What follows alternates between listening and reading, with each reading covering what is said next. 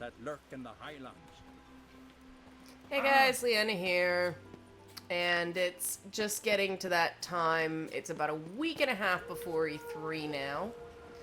And it's just getting to that time where I'm like, oh right, I remember why E3 booking sucks.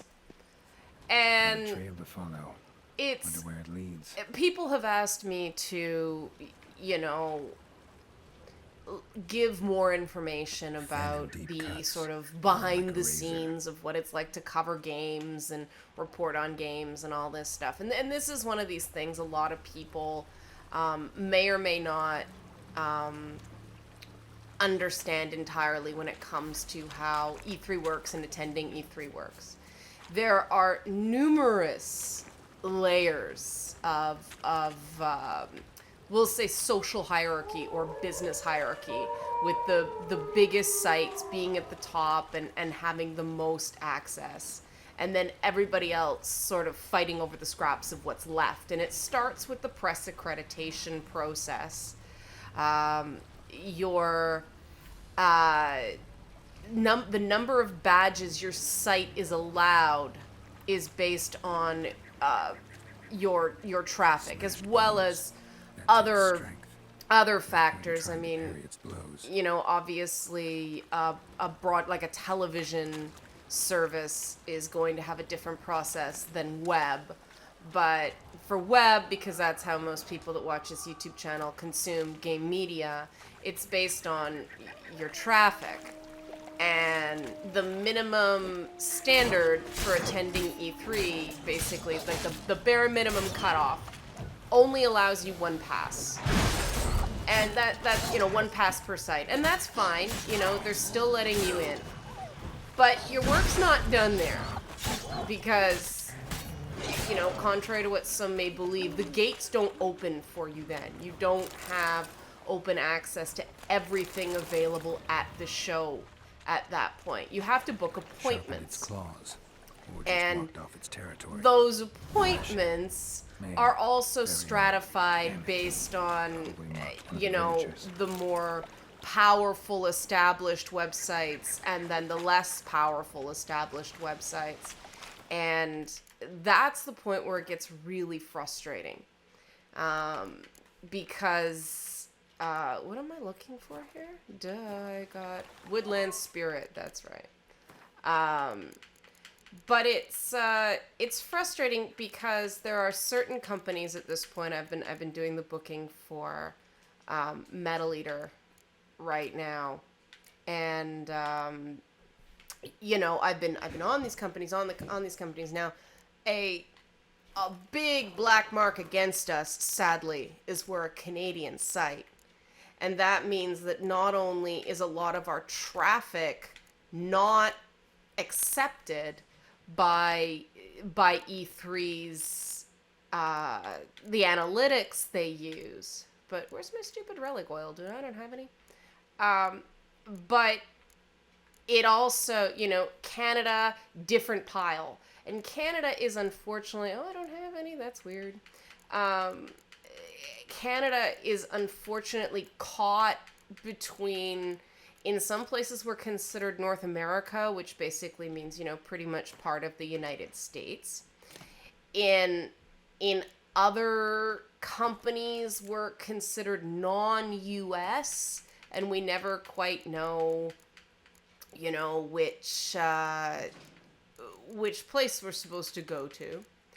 And so that's confusing. But yeah, Canada gets the short end of the stick in a lot of ways, because we're the third largest producer of video games, but we have a large land mass and not a huge population based on that land mass. So we kind of get screwed that way. So as soon as you're from Canada, you know, the Canadian reps work their butts off for us, and I greatly appreciate that. So it's better dealing with companies like Ubisoft and Nintendo and PlayStation and Xbox, who have actual affiliates in Canada that you can deal with and who actually return emails. And you can at least get something done. But even with them, they're not given the keys to the kingdom. I'm going to wait to talk to this guy till this video's over. They are given a limited amount of space to book their people in. So even the Canadian publicists are sort of second-class citizens in that way among the gaming companies. And they have to squeeze everybody in who's coming into E3, in these very limited spots. And so what's happened to me with some pretty major companies, especially on unannounced titles, they just say, there's this unannounced title, here's 2 time slots, take it or leave it. And unfortunately, Xbox and PlayStation this year are booking directly opposite each other. So if you're a single person going down there and covering, you have to choose. And that would really suck. I'm glad we've actually got 2 teams of 1 person each attending for Metal Eater this year. But even then, by the time it came to book into Halo, it was full. There's an unannounced Xbox title. It's full. I have no idea if I'm going to get the PlayStation stuff I've requested. And this is what happens every single E3. It's been uniquely confusing this year because some companies have changed their policies.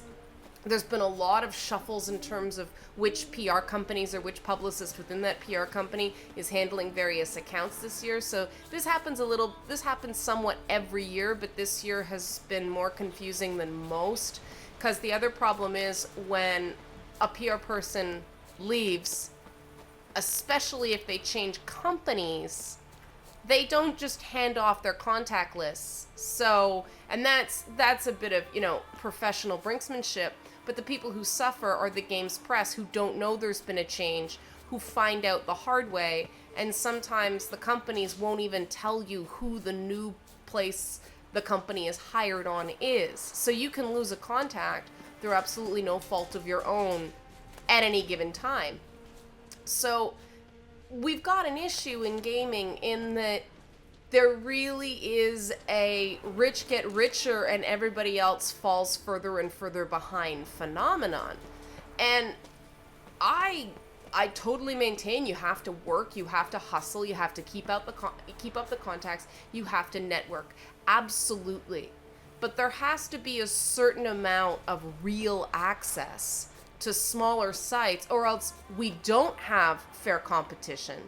We have, what some people would call cronyism going on. That, the big sites get the red carpet rolled out for them and everybody else is scrambling, fighting over a few slots. And I think that's part of the reason things get a little bit hostile.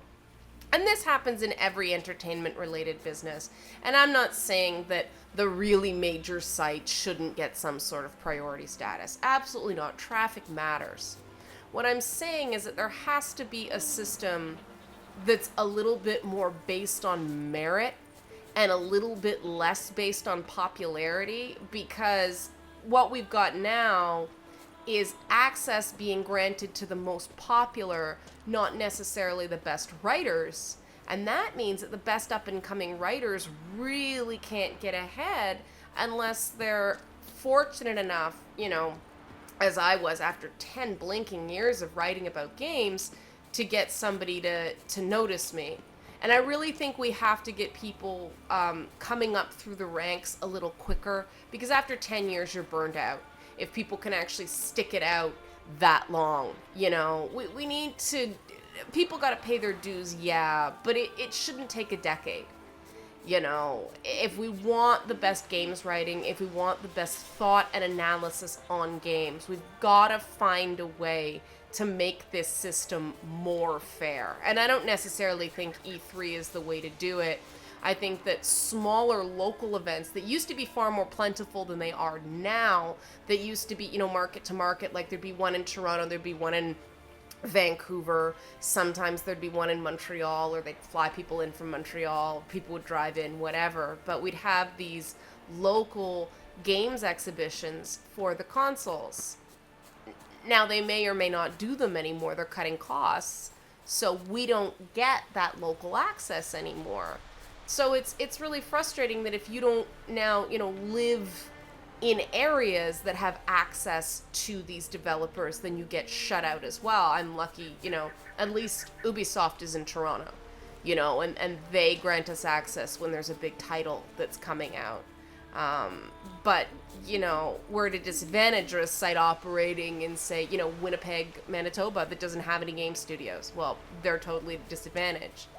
And in the digital age, with things like Skype and interviews, formats like that being available, there's really no call for claiming that this industry is a meritocracy when those barriers to access and barriers to achievement exist. And are we ever going to get it perfect?